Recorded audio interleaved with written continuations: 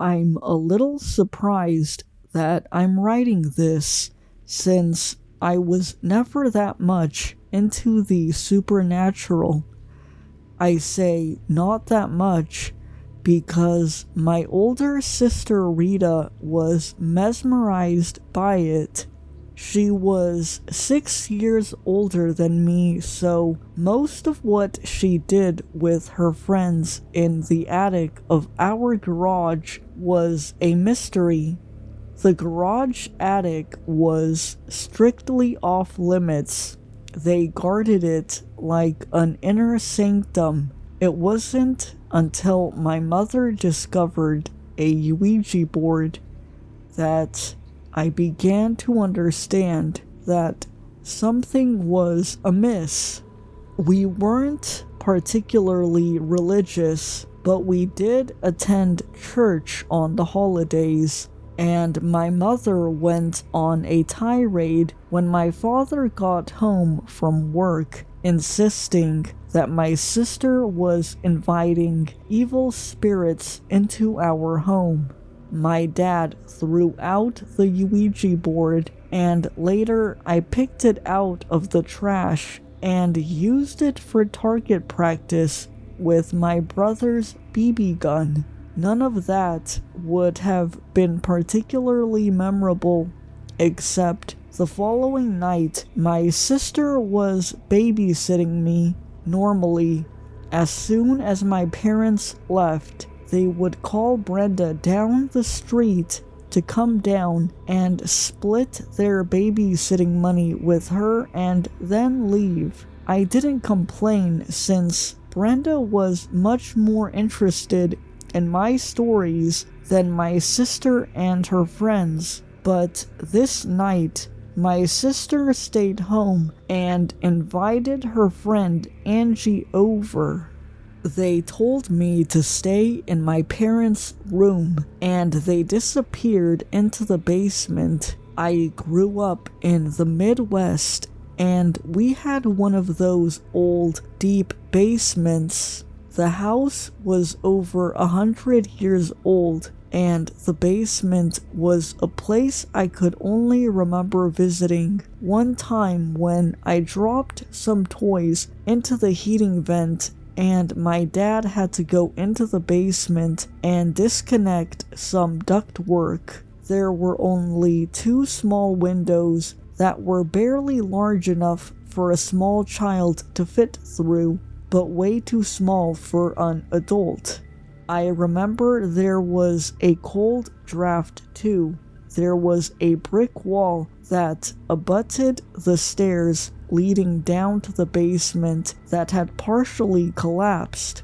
I remember looking into that darkness and asking my dad where it led, and he said it led beneath the house. My parents never had to tell me not to go into the basement. I was petrified of it. I think I was playing with my toy soldiers in my parents' room when I heard their blood-curdling screams. I don't remember being afraid, but they both came running up the basement stairs and ran straight past me out of the house, slamming the basement door behind them. I was 7 years old at the time. I have no idea why I didn't follow them.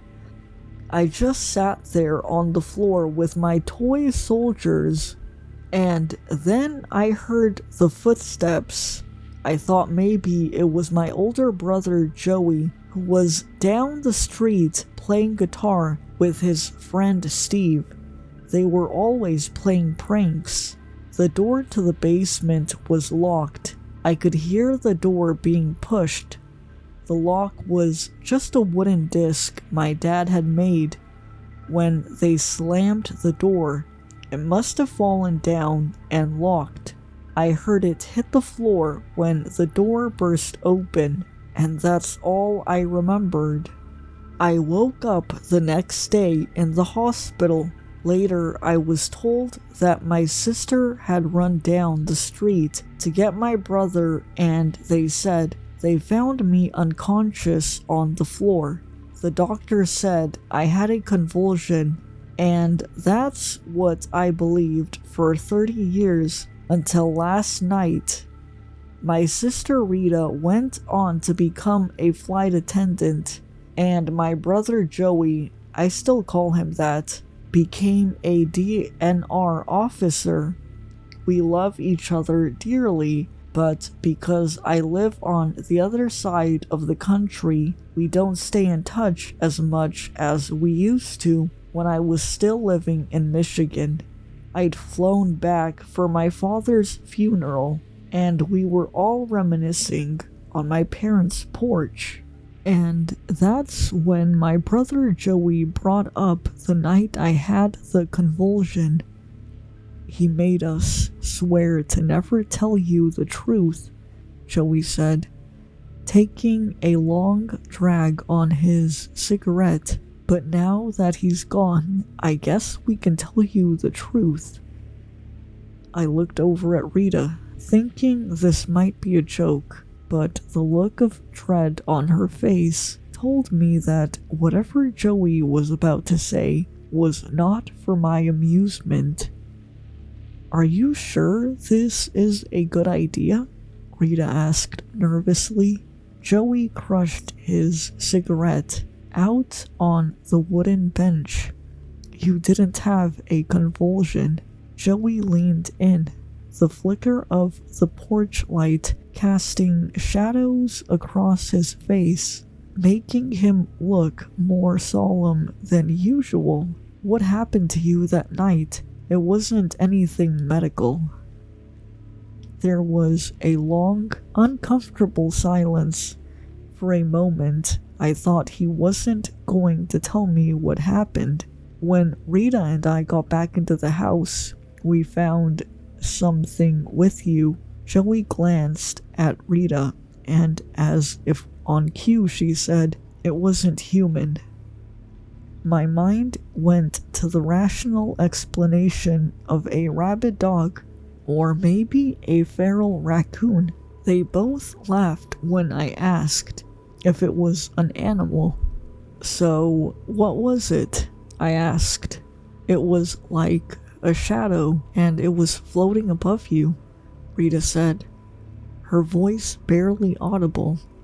I laughed and got up to go back inside the house. "I don't believe in ghosts," I said. "This was no fucking ghost," Joey said, unbuttoning his shirt and showing me a scar on his chest. "You got that when you fell out of the tree," I replied. "I remember you telling me." "No, that's the story we made up," Joey said, tapping out another cigarette. "You did that to me." Nothing in their demeanor suggested it was a prank, but perhaps I had underestimated their acting skills. I was 7 years old. There is no way. "It went inside of you," Joey said. "It..." He looked over to Rita, who finished his sentence. "It possessed you. I know that sounds horrible, but it wasn't your fault." "This better be a hidden camera prank," I said, looking around. "You picked me up in the air like I was a twig and threw me across the room and started speaking in some crazy language," Joey said. "It was my fault," Rita said. Her eyes filled with tears. Me and Angie asked the spirits to reveal themselves. None of this sparked any memories. "How do you know you weren't imagining things?" Joey laughed and looked down at his scar as he rebuttoned his shirt. "I had trouble sleeping with you in my room for years after that. Do you have any idea what it was like keeping that secret?" A part of me wondered why they decided to break the news to me now. I looked over at Rita, hoping she would start laughing, but she was crying. "Okay, so you two saved me from an evil spirit?" I asked sarcastically. Joey shook his head. "No, Mom and Dad came home. My father was not a man prone to superstition, so I was surprised that Joey decided to bring him into the story. And when he walked in, you started talking that crazy language shit, and then you started slinging Dad around the room like a wet noodle, Joey said, lighting a second cigarette. Joey laughed at the thought. I thought you were going to kill him, and that's when Mr. Payne walked in. I remembered Mr. Payne well. He always walked with a limp and was gardening in his backyard. We used to think it was funny anyone had the last name Payne and that it would be perfect for a dentist, but he was a foreman in the factory. He'd heard the screams from across the street and came over to see what was wrong. Boy, did he ever get a surprise, Joey said. He was a good man, Rita said, wiping her eyes with a tissue. That thing started talking to him, and Mr. Payne started talking back to it in the same language. Joey was looking off in the distance now. There is a lot you don't know about Mr. Payne. I couldn't help but think my siblings had watched The Exorcist one too many times. This is all unbelievable. I'm sorry.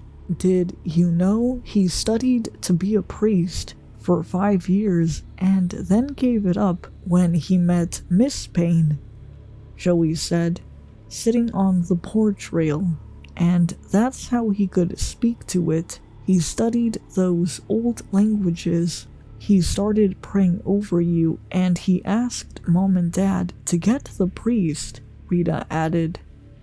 I tried to envision Mr. Payne standing over me in prayer, but I couldn't hold the thought. It all sounded too fantastical. There was a whole room full of them praying for you all night long, Joey said. Every once in a while, we'd hear a ruckus and Mr. Payne, and it would start talking to each other. I'm so sorry, Rita said, reaching out and grabbing my hand. I've been wanting to tell you that for so long. It was strange, hearing a story about myself that sounded like a fairy tale. I knew the only way to find out if this was true was to ask Mr. Payne myself, but I wasn't even sure if he was alive. Is Mr. Payne still alive? I asked. Yeah, Joey said. He's over at the old folks' home. I saw him there when I went to Dad's birthday party a couple years ago. I told my brother and sister it was hard to believe, but if it did happen, I had no memory of it, and I forgave them for whatever it was worth. It seemed like it was important for them to hear that I forgave them, but it didn't sound like they had done anything wrong. What I didn't tell them was that I planned to visit Mr. Payne tomorrow before my flight for California left. I had a few hours in the morning, and given the circumstances, it seemed like the most rational thing to do. In retrospect, it was obviously not the wisest thing to do.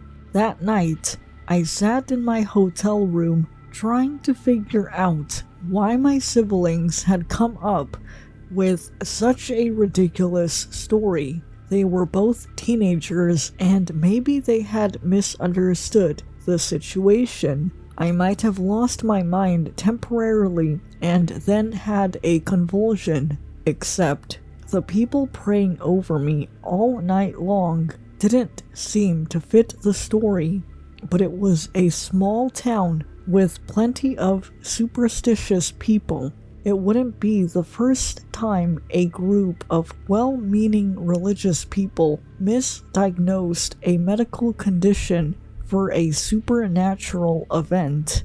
I woke up early the next morning and headed over to the nursing home. The last time I'd been to Hazelbuck Nursing Home was during my childhood. I would visit with my mom when my cousin was living there. My cousin had multiple sclerosis, and I remember the place smelling bad, like Clorox.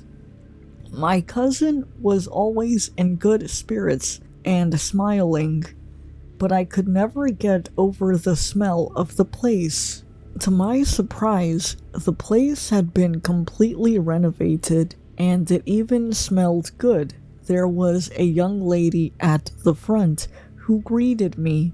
I asked if Mr. Payne was still a resident, and she asked me to sign in and pointed me to room 144. I stood outside of room 144 for a few moments. I still had time to turn around and head back to my normal boring life in Los Angeles.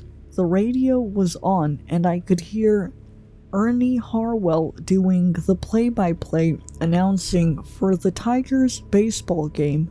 Against my better judgment, I knocked on the door and I heard a gruff voice say, "Doors open, come in." I walked in and saw Mr. Payne sitting in a recliner. He didn't look much different than I remembered him, but I could tell he was having trouble placing me. "It's Rich Thelen, but you know me as Richie," I said, smiling. Mr. Payne's demeanor changed immediately, as if he'd seen a ghost. I can come back at another time if," I mumbled. No, it's fine. I just wasn't expecting to see anyone today." He pushed out a footrest. "Have a seat."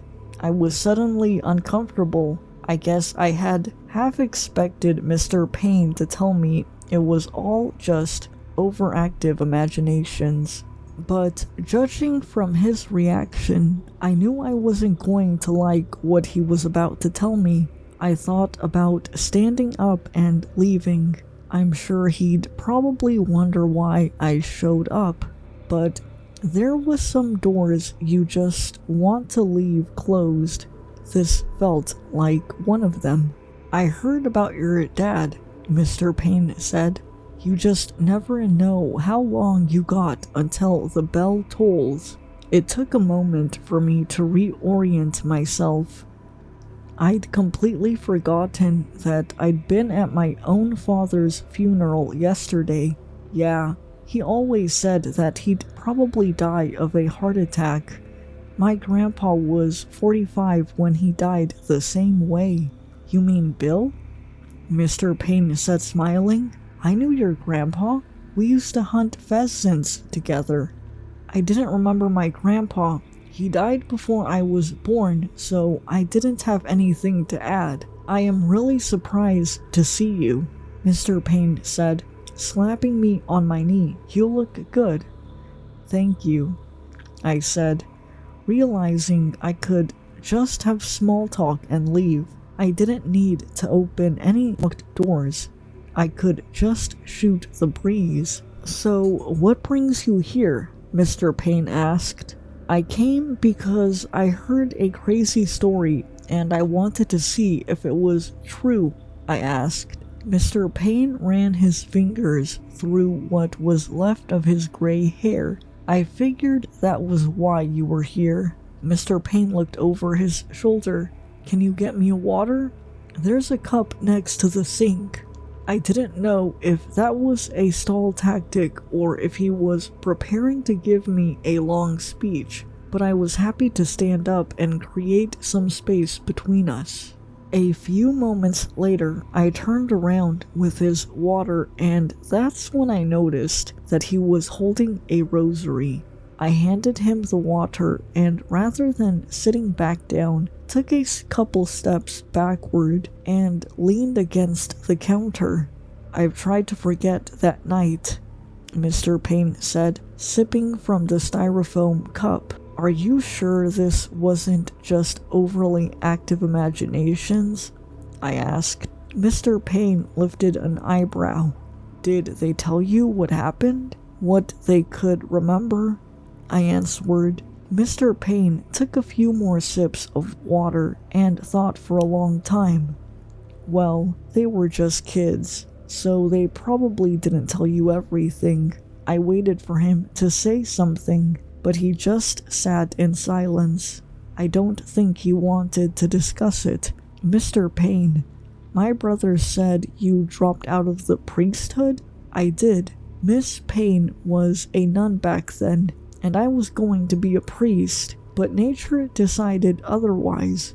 I laughed, even though it wasn't funny. Again, I contemplated abruptly walking out of the room. What you had in you was an old spirit, Mr. Payne said seriously.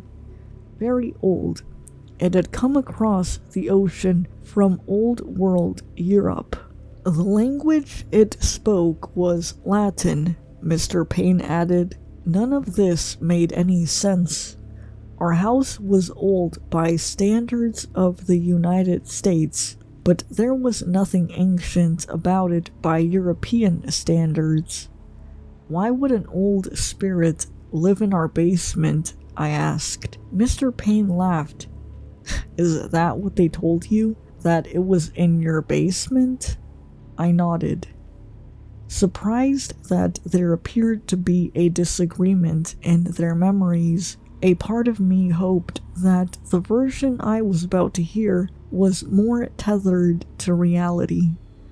It visited your basement because your sister and her friend called out to it, Mr. Payne said, his hand holding the rosary starting to shake. I thought back to my brother telling me there were a lot of things I didn't know about Mr. Payne. That was suddenly starting to sound like an understatement. Then where did it come from? I asked. Mr. Payne's gaze went blank and he started to mumble in a foreign language. And that's when his eyes rolled back into his head and a smile crossed his face, and the following words rolled out of his mouth in a thick Italian accent, Venite ex me. A moment later, his whole body began to shake. I pushed the nurse button next to his bed, still grounded in reality. I thought he was having a stroke. He was talking much clearer now, and I tried to remember it. Sponsionem cum satana feci. And then I saw it with my own eyes, black smoke like tentacles lifting out his body and taking the shape of a human. I was no longer in the nursing home. I was a petrified 7-year-old boy on the floor, holding a toy soldier. Everything I had repressed came back in a terrifying torrent. The cries, the prayers, and eventually being freed. With the last of his strength, Mr. Payne whispered, Servate ipsum, servate ipsum. And a moment later, the shadow enveloped him and vanished. A caregiver eventually arrived, and a few minutes later the nurse.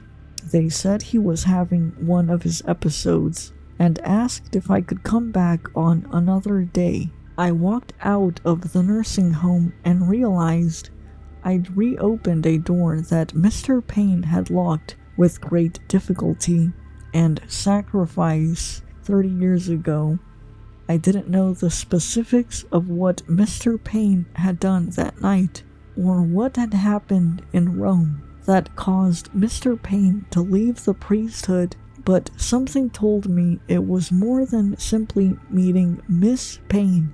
A few months later, I looked up the meaning of those words. Mr. Payne was telling me he'd made a pact with the darkness, and then he told me to save myself. So I pray every night to be spared the fate of Mr. Payne, and I also pray for his soul to be released. And perhaps most importantly, I make sure I keep the basement door locked. The following story is broken into 2 parts. This happened to me when I was 4 years old. It's been 30 years, but I remember it like it was yesterday. There were many strange occurrences in this house, but this is the one that started everything. Some backstory. My entire family has lived in the same small S.E. Kansas town for 4 generations. My mother grew up there and moved away with her mother when she was around 15. A year later, she was involved in a very tragic car accident where she was the only survivor. After waking up from a month-long coma, there was a lawsuit against the company who owned the other vehicle, and my mom won a large settlement. Shortly after the lawsuit, my mother was whisked back to the small Kansas town by her father. It wasn't long before my mother was back in high school, met my father, and was pregnant with me. By the time she was 17, she had married my father and graduated from high school. They bounced around from small house to apartment to small house in a town of 1,000 people. There isn't much to choose from. Eventually, they got sick of the roach-filled slums and decided to use the money my mom had to buy a house. As with the rental side of things, houses were somewhat tough to come by as well. Most homes are family-owned and have been for decades, but they did find one house available for sale. The house they settled on was a large 2-story home across the street from the high school. It was built in the 1800s when the streets in town were either dirt or brick. As with any big, creepy old house next to a high school, people talked about it. But none of my parents' friends had ever actually even been inside. When my mom viewed it, she found it to be absolutely beautiful. She instantly spent most of her settlement on the house and purchased it in her name alone. My mom, dad, and my 3-year-old self moved in shortly after. Less than a year later, my parents divorced and my dad moved out. My mom and I ended up living here mostly alone for the next 9 years. The layout. I know this is getting a bit long. It's important to understand the layout of the home for this and almost all stories that happened here. You opened the front door to a large staircase in the middle of the home. On the left was a small living room area, and on the right was a larger living room-esque space bisected by what was once a double doorway, but the door was missing. The bathroom was under the stairs, which led to the one downstairs bedroom. Spanning the back of the home was the kitchen and laundry room, which was clearly once a back porch. Upstairs was a bit strange. The staircase was in the center of the house, which led almost all the way to the back of the home. At the top of the stairs to the right was a bedroom, mine. To the left, a long hallway In the middle of the hallway was a door to another bedroom, Mom's, and at the end was a room we called the balcony room. The first time. It was a cool fall night in 1994. My mom and I had been at her friend's house, Jay Bird. That's what we called him anyway. For most of the evening, listening to the Smashing Pumpkins, Nirvana, or whatever edgy music was most popular back then. She was 21, into partying, dumber than a box of rocks, and had no problem dragging me along through all of her bullshit. But that's another story. I remember having a good time with all her friends, and they usually treated me pretty well, so I had a good time hanging out late into the night. But around 2 or 3 a.m., it was time for us to go home. We pulled into the driveway in front of the garage.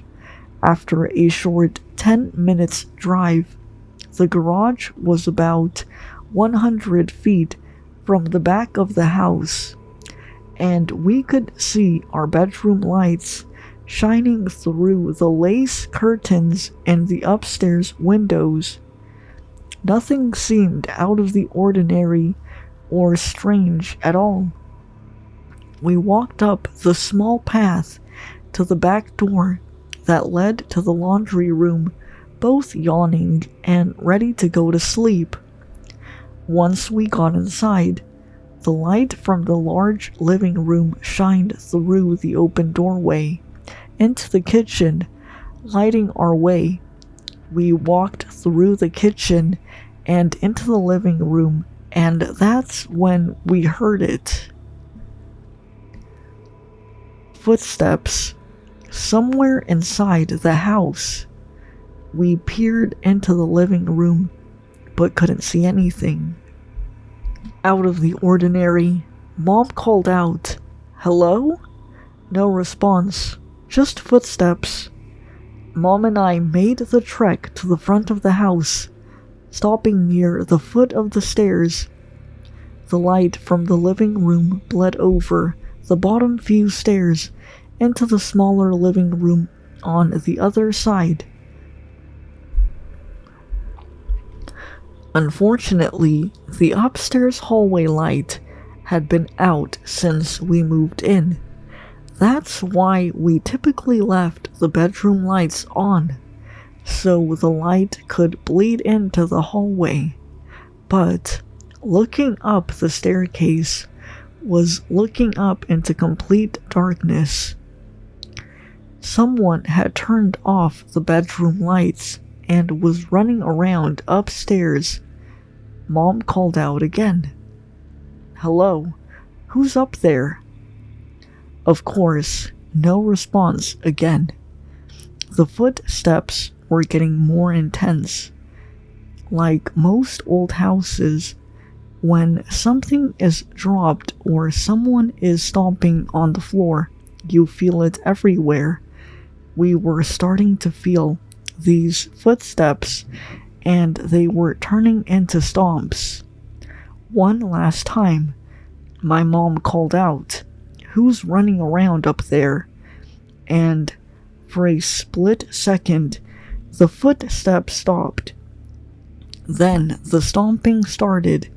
I could feel the stomps walking down the hallway towards the top of the stairs. Then they started almost running down the staircase. My mom and I stood petrified, knowing whoever was running around in our home was about to reveal themselves by stepping into the light. I remember feeling them in the floor getting closer with every stomp.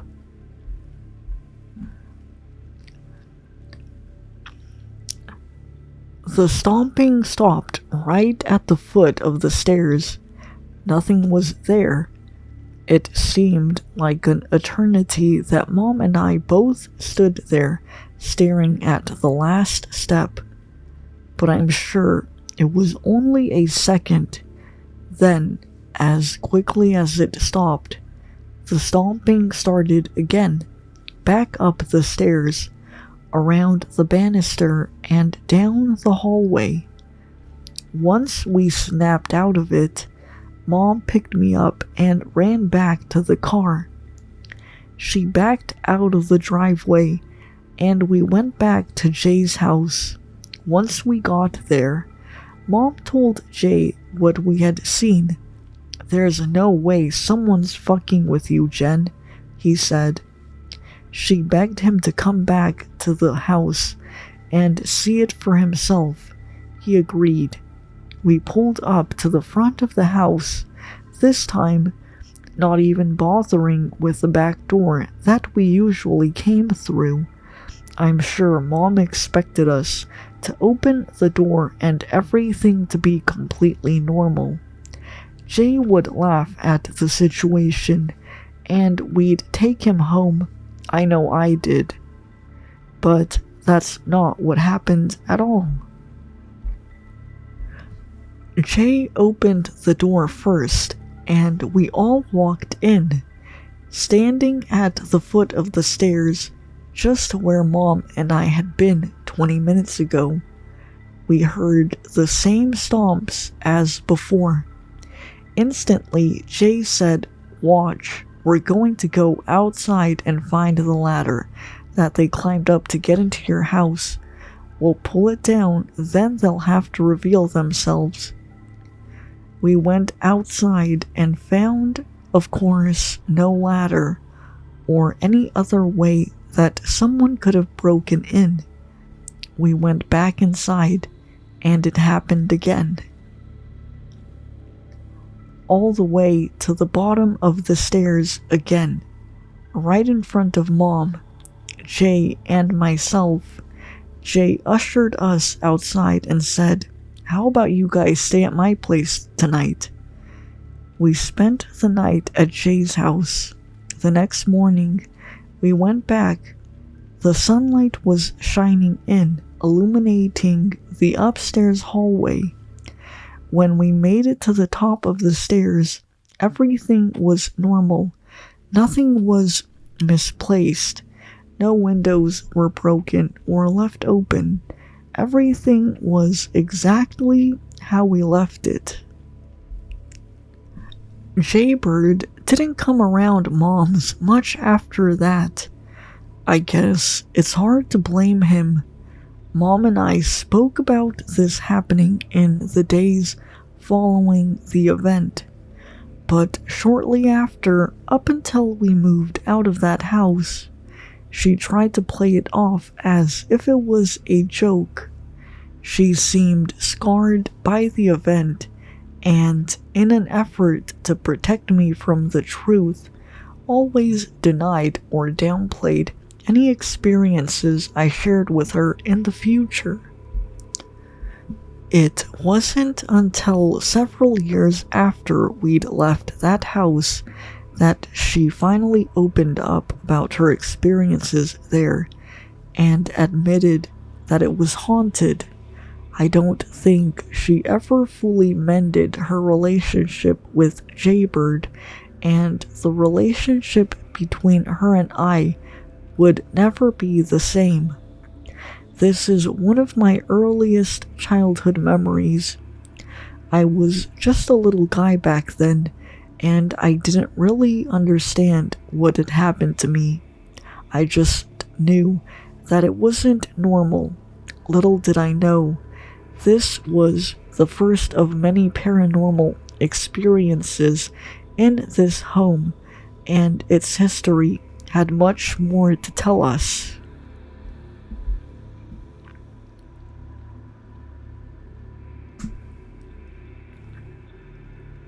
By the time I was 8, I had started school and become the weird kid to most. Sure, I had some friends, but they mostly just tolerated my strangeness. I was considered strange for many reasons. I hated sports and loved nerdy things. I was more into playing piano or guitar than cars/trucks. I was socially awkward and I didn't like field trips. Honestly, all those things are fairly understandable reasons as to why one would be singled out for being the weird kid. But there was one other reason I was considered weird. The first time someone asked if we could have a sleepover at my house, without thinking, I responded, "Sure, let's do it, but just so you know, my house is haunted." Of course, by the end of the school day, my entire class knew me as the scaredy cat and thought I was absolutely crazy. Living in a small town like we did, word had spread to my parents and grandparents. By the end of the following day, I was humiliated, not just because of my classmates, but now my dad and his parents are wondering if I should be taken away from my mom because she'd traumatized me. Sure, the things she subjected me to were traumatizing, but not in the way they thought, or even in a way that would reveal itself until way later in life. Plus, my dad was just as traumatizing to me as she was. To be honest, I didn't find the haunting stuff traumatizing at all. In fact, I was quite intrigued by the paranormal at that age. In my time living at the house on 8th Street, I hadn't experienced anything as intense as the staircase incident. The idea of the house being haunted was more of just that, an idea. It had been so long since I'd experienced anything substantial that I'd begun to wonder if the house was even haunted.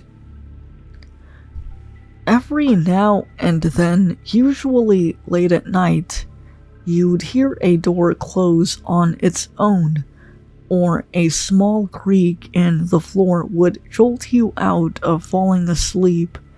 Maybe even a couple of short notes on the piano would play on their own.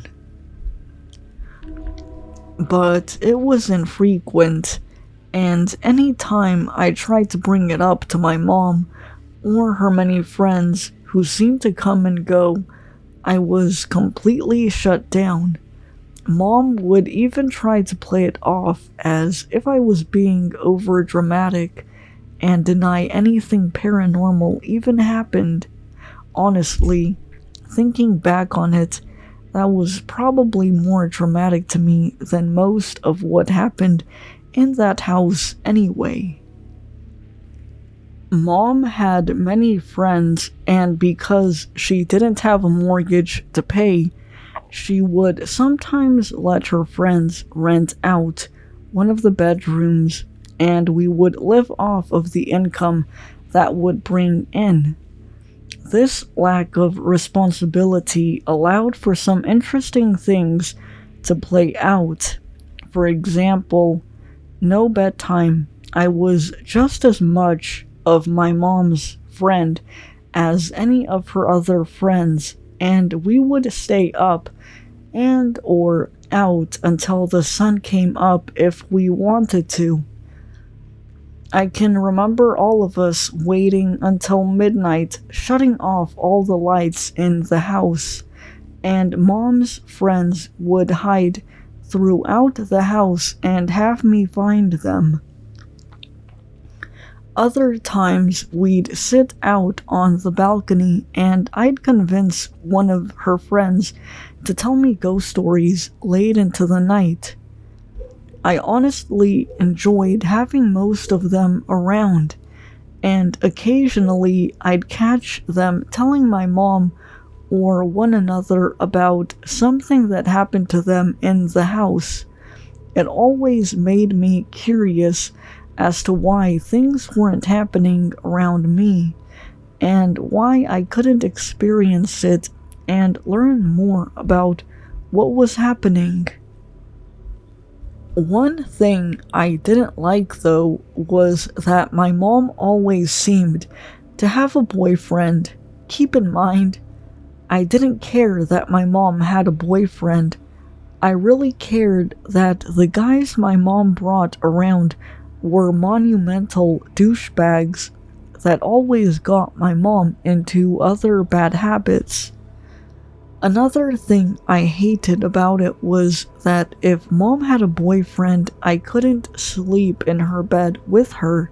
See, mom, being the gold star parent she was, had a knack for just leaving me places without saying anything. Because of that, I had insane separation anxiety, and I slept in my mom's bed anytime I stayed at her house. There was one guy who was kind of alright, Dane. I wasn't thrilled with him, but he was nice and understanding. Mom was with him for about a year before things started to get rocky. Once they started getting rocky, things started to happen in the house. The usual creaks and piano noises started to pick up a bit, and they started happening during the day. Our cats started staring off into random doorways, especially upstairs.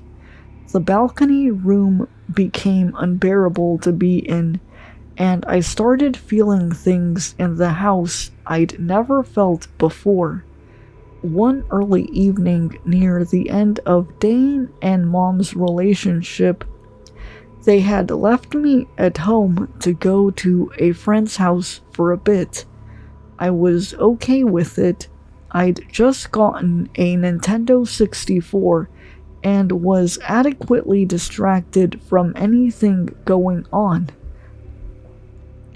We'd set up the TV at the front of the big living room so everyone could see, and I was sitting in the middle of the floor, glued to Castlevania 64. An hour had gone by and I was wrapped into my game when I heard my mom say, "Oh, hey," as if greeting an unexpected guest from the living room behind me. It wasn't an odd occurrence for friends to stop by the house and just walk in the back door, so I didn't think anything of it. But then it hit me. The back door didn't open or close, and worst of all, Mom's not home. My heart sank. I reached up and shut off the console in front of me, then turned off the TV with a remote.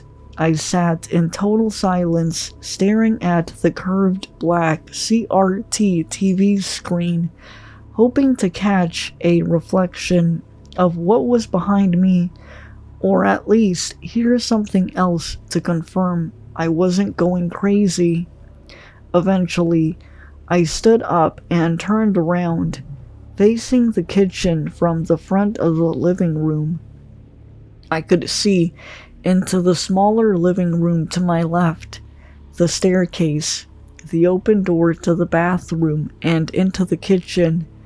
Then, suddenly, I began to get the feeling that people were watching me from every open door in the house. I couldn't see anything, but I knew they were there. I bolted towards the front door to my left, running across the street to the kids playing in the baseball field catty-cornered to me. I recognized one of the kids playing wasn't in my class, probably didn't know me, and was older and bigger than me. Panicked, I told him there was someone in my house, and I begged him to come check it out with me. He must have not known who I was, because he happily walked with me and went through my house. Walking inside, the feeling was still there. It was summertime and a very hot, humid KS day. So we just left the doors open. We were being watched. I don't think he felt it like I did, but I knew we were being watched. He walked through most of the house with me, and everything looked normal. There was nobody else there. Halfway through going through the upstairs, Mom and Dane came back. Once I explained what had happened and why my new friend was in our house, Mom was furious. She thanked him and escorted him outside, and I was told to never do that again. A couple of days went by and I realized something. The fun allure of my house is haunted was gone, and I felt truly scared of my home for the first time in my life. I decided to move my Nintendo into Mom's room so I could play in a smaller space when nobody was home. I was constantly watching over my shoulder and listening out for anything out of the ordinary. The next time Mom and Dane left, it was after a large argument. They had decided to run off and argue in the car or get high, or who knows what, but I was glad they had left. I was cozy up in Mom's room with my Nintendo and the window AC unit blasting on me. I'd brought up some snacks, a drink, and was happy that there were only 2 ways in and out of the room: the door to the hallway and the small, completely blocked door from Mom's closet to the balcony room. Sure, I was scared, but the scare from the other day was starting to wear off, and I was trying to keep it off my mind. I'd been playing games for a while, got up to run to the bathroom, and rushed back upstairs to keep playing my game. Again, I was glued in front of the TV. Then, out of nowhere, I felt someone's finger touch my back near my left shoulder blade. Not only did they touch me, but I felt the finger snag and slightly pull my shirt as the finger fell off my back. I'd made one major mistake. I'd sat back down with my back facing the open door to the hallway. I lost it. Again, I ran outside as fast as I could and ran to my grandparents' house. Of course, they didn't believe anything I had to say, and Mom, when she got home and I'd finally told her why I ran off while she was gone, she completely shut me down again and treated me like I was making it all up. The next day, Dane left for good, and I went to spend the weekend at my dad's. I remember not being surprised, but somewhat sad that Dane was gone. When I made it back to Mom's house, the air felt thicker than it had when I'd left, and even though the blinds were all open and the sun was shining into every room, the entire house felt darker than it had before. Mom and I didn't talk about what had happened the week before, or about Dane. We just sat around together and watched TV. That night, I'm not sure if it was a full moon, but it was brighter than it usually was, and there wasn't a cloud in the sky. The entire room was lit from the moonlight, and I found comfort and I could see everything in the room. Mom's bed was placed in the far back corner of the house, up against a window. I remember laying in bed between Mom and the open window behind me. The cool breeze had already put her to sleep, and I was close behind. All of a sudden, I heard the all too familiar creak of the first step of the staircase. Someone was walking up the stairs. The bedroom door was open and looked out into the hallway and over the staircase.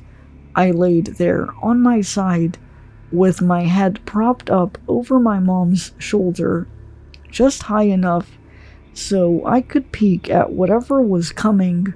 Of course, the light was still out in the hallway, but some light bled through from the first floor and was casting a silhouette of a tall, skinny man walking up the stairs.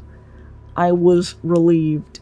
Not only was it not the invisible stairwalker from my first experience, it looked like Dane was back and walking up the stairs.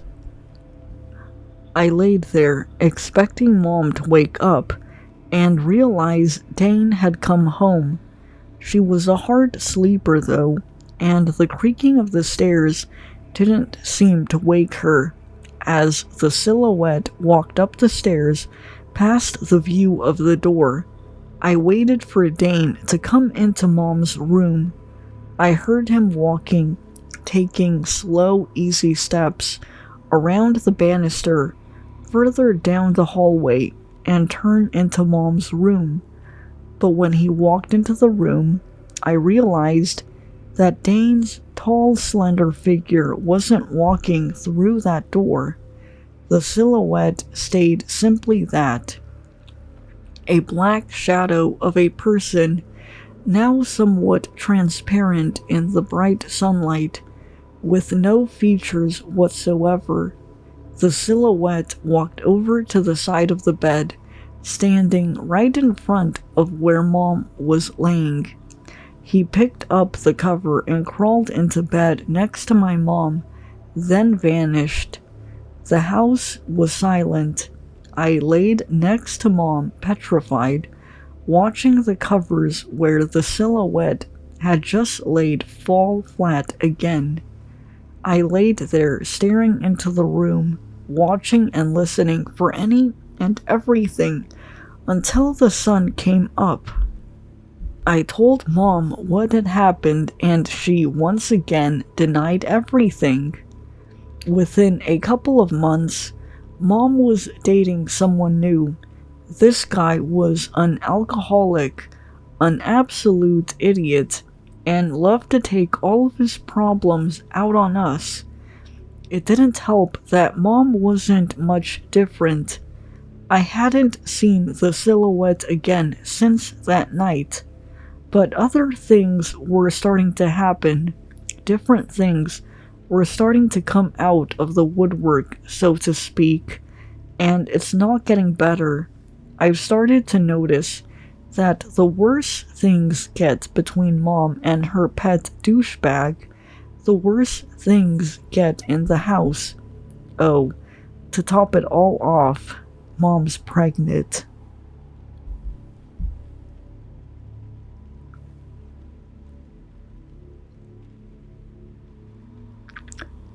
I didn't believe in ghosts until I saw one in real life, that is.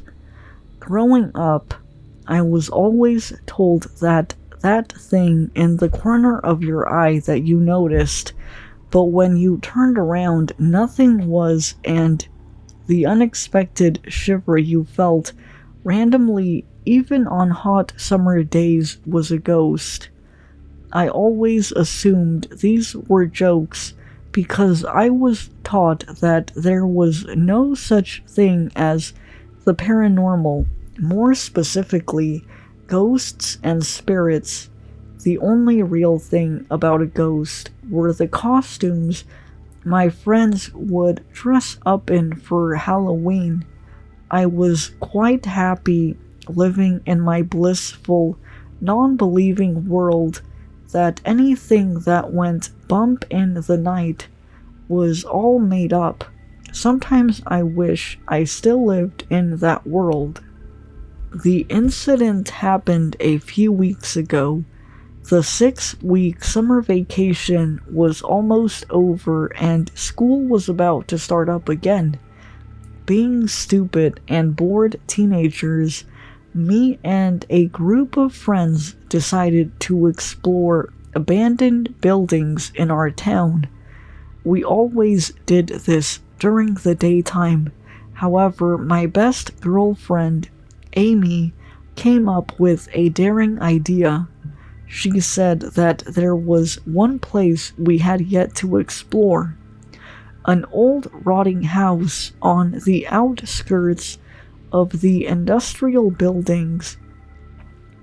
We all agreed to go, but Amy said that we should do it at night. Of course, we were all very concerned about doing this now, but Amy played the chicken card on us, so we all agreed to go at night. When night came, we all snuck out of our homes and met up at a bus stop near the industrial estate. Despite it being warm, we were all shivering with a mixture of excitement and slight fear. The potential of getting seen by strangers living in the house wasn't what we feared, though. It was getting in trouble with our parents for sneaking out so late. Once we were all together, we walked to the outskirts of the industrial area, and the house came into view. It was large and wooded, with what looked to be at least 3 floors. It smelled, and it gave a very dead vibe. During the day, we probably wouldn't have been so nervous about where the drug dealers and killers come out to play. But either way, we persisted and walked up the steps to the front door. The wooden floorboards of the porch creaked as if they were going to crack by the weight of a feather. Luckily, they didn't, and one of us opened the door that looked like it was going to fall off the hinges. Of course, it was dark, so we all pulled out our phones and turned on our lights to see. The house was empty, but the smell of decaying animals, feces, and dirt filled the air. Cobwebs stuck to every nook and cranny of the walls, ceiling, and floor. To cover more ground, Amy suggested that we split up, so that's what we did. I ended up going with my other girlfriend, Pip, and my guy friend, Scott. We decided we were gonna take the upstairs area while Amy and the others stayed downstairs. Once upstairs, me and my group explored the rooms that looked like they used to be inhabited by children. The walls of one room were a decaying pink while the other was a decaying blue. There were some leftover toys like dolls and dresses and race cars. Scott made a joke about how maybe some kids died in these rooms and their ghosts still remain. Pip laughed and I just rolled my eyes. After all, I didn't believe in ghosts. I decided to go off on my own at one point as I was getting bored of following Pip and Scott's slow-ass pace. Eventually, I discovered the ladder to the loft, so, without telling anyone, I pulled it down and climbed up. It was even smellier in there than the whole house combined. I shone my light around and eventually landed on something in the far-off corner. Not wanting to go up any further, I squinted my eyes and the thing moved to look at me. It was a girl. She must have been no older than 6 or 7. Her presence at first spooked me, but then I became more concerned for her well-being. I asked her if she was okay, but she said nothing. However, eventually she stood up and walked over, well, more like glided over, because as she came closer to me, I noticed she didn't have any goddamn feet. It was a girl. She must have been no older than 6 or 7. Her presence at first spooked me, but then I became more concerned for her well-being. I asked her if she was okay, but she said nothing. However, eventually she stood up and walked over, well, more like glided over, because as she came closer to me, I noticed she didn't have any goddamn feet. At first, I thought I was seeing things, but then she got right up to my face and screamed so loudly, I think it popped an eardrum. I yelled in surprise as my feet slipped. I fell off the ladder and landed on the floor, right onto my back. Pip and Scott must have heard me because they came running in to see if I was alright. They got me up, and I tried to explain what I just saw. Pip got excited, saying I must have seen a ghost. I was about to protest when I realized that I couldn't be so sure if it was a ghost or not. Just then, we heard screams coming from downstairs, so we rushed down and saw Amy and our other friends standing outside on the porch, shaking and sweating like mad. We asked them what was wrong, and they shouted at us to get out, and they just saw a tall old man with a pitchfork yelling at them to get out. Thinking about my own experience, I actually listened to them for a change, and we all got the hell out of there and straight back to the bus stop. We all then discussed about what the hell we just saw. I told them about my experience in the loft, and Amy even said that she saw a glimpse of the basement and about 12 or maybe more children, malnourished and begging for release. We all went straight back to our houses after that, but I couldn't sleep. I decided to do some research on the place, and what I discovered still frightens me to this day. About 50 years ago, that place was owned by an old man who would take in children whose parents couldn't look after them. People thought he was a savior. However, within his walls was a child's worst nightmare. He would use his pitchfork to threaten the children and even stab them with it if they did something he didn't like. Most children were kept in the basement as punishment for disobedience, and most even died down there from lack of actual food. According to the article, some children were even found deceased in the loft, having been locked up there. That, though, wasn't even the worst part. A couple of pictures were on the article of some of the dead children, and one of them I recognized, the girl from the attic who screamed at me. I had seen her ghost. From that moment on, I started to search for anything I deemed paranormal and suspicious. That thing in the corner of my eye, the shiver I feel even during a hot summer's day, maybe it's not just my imagination. Ghosts are real, and that terrifies me.